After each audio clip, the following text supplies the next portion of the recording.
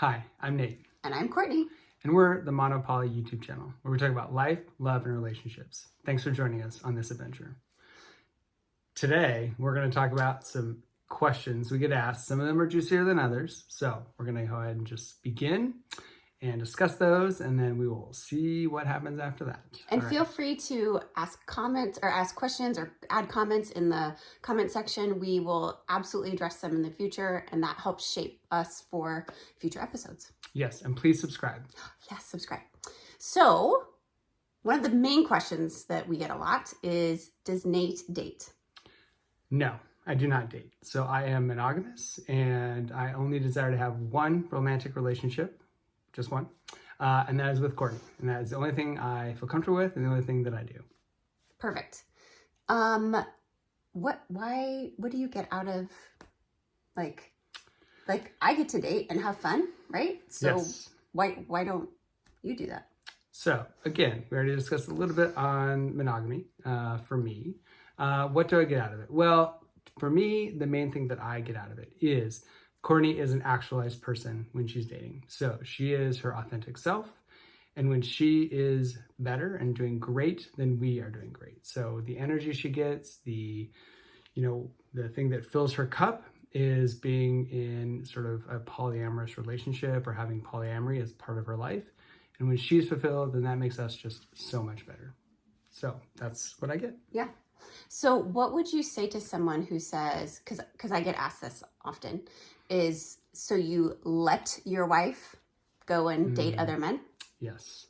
So I would start with by saying that I don't own Courtney's sex or sexuality.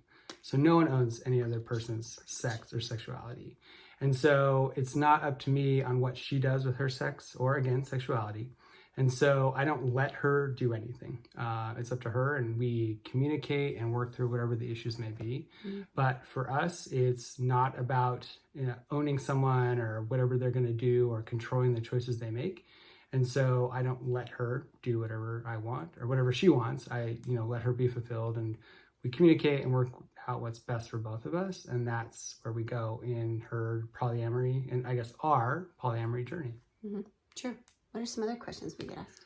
Other questions that we get asked. I would say we get frequently asked, are you just polyamorous for sex? Like, is that all you want out of this? Yes. The answer is no. It would be a lot easier. I think there are pros and cons to all relationships, orientations, and styles. But I definitely am not only in it for sex. Do I enjoy the sex when I'm in a fulfilling relationship? Yes, it's great. That fills my cup, because to me, an emotional, intellectual, and sexual connection are all part of a healthy relationship. So it's not something to be downplayed, but a lot of people tend to focus on that aspect of polyamory instead of realizing like there's also emotional support and intellectual discussions and just overall presence in somebody's life where they add value to it, and I get to add value to them. Good. All right. Another question. Do we still have sex? Yes. So some men that I date or talking with ask me this often. Actually, Nate and I have the most sex we've ever had since opening the marriage. So me desiring somebody else sexually does not take away from me desiring Nate sexually. They're two totally separate things. And actually, what I found is when I'm in a relationship with someone else and I have that sexual need met, I'm more filled and able to better meet Nate's needs and our needs together. So it's like a continuing circle that feeds off of each other. I have had men that I've talked to, men that I've been in relationships with or dated, who don't want to know about what Nate and I do sexually. And I've had guys who love knowing what Nate and I do sexually. So it's really dependent on personal preference and something that I talk with openly about anybody that I'm dating or considering being in a relationship with. Do you enjoy knowing what I do sexually with other men? Good question also. No, I don't. There are many couples and individuals where they do enjoy hearing about, or what's that called? Compersion. Compersion is that word. They enjoy hearing about it. It turns them on. It may be sexually exciting for them to hear what their partner does with someone else. I do not have that. That is not part of my repertoire. I wish it was. Yes, it's not. So for me, in our relationship, I tend to want to know that she's safe. I understand that she's going to have sex if that's part of the dating that she's doing with these other men.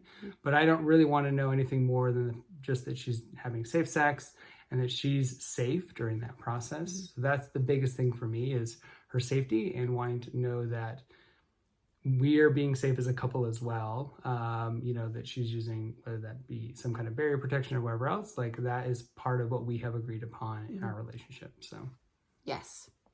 What apps do I use? So being a non-monogamous person is there.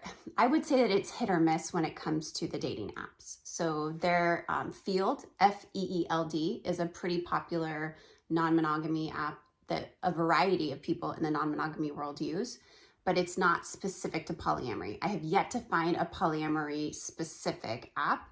And so what you get in apps like Feeld is that you have a lot of people that are looking for one night stands. A lot of people may be looking to explore BDSM, looking for a third for a threesome.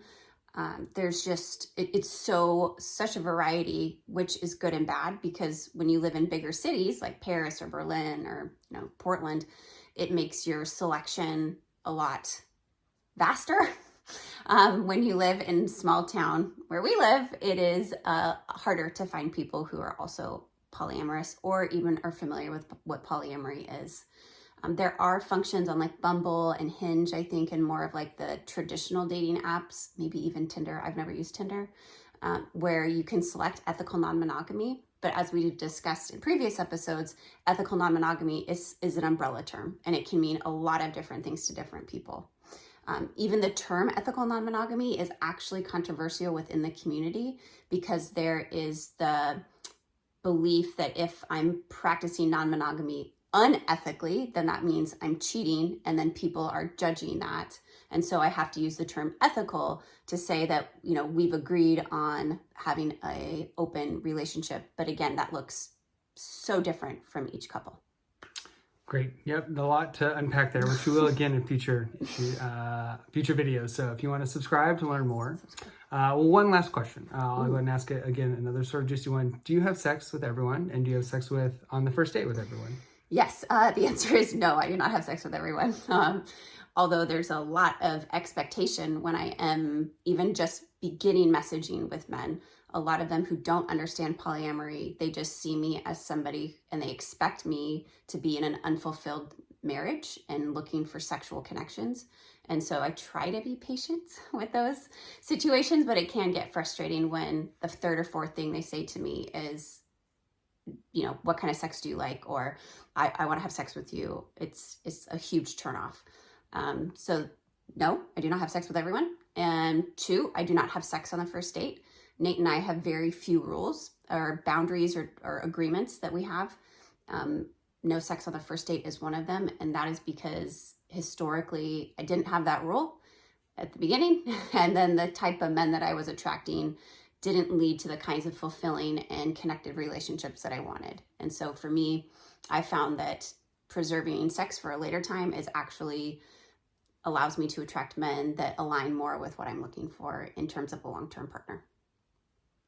Great. So much more to unpack. So many more things. We've got so many more questions. So please comment below and subscribe. It really helps to grow the channel. And as we always say to each other, can't stop, won't stop. Can't stop, won't stop. Thanks for joining us today. Bye-bye.